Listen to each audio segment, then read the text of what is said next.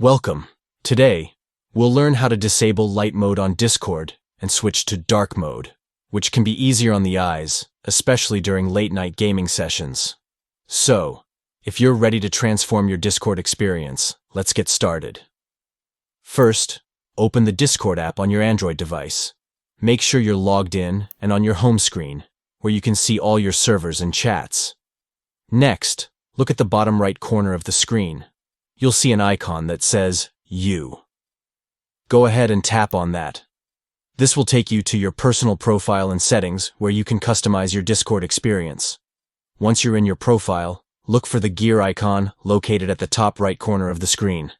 This icon will give you access to all the settings, so tap on it to proceed. Now you'll want to scroll down a bit until you find the Appearance option.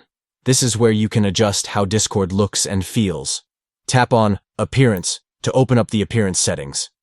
In this section, you'll see various options to customize your theme. Look for the option that says Theme. Tap on it and you'll be given a few choices. Finally, select Dark at the bottom of the list. Once you choose dark mode, the Discord interface will immediately switch to this sleek, darker theme. And there you have it.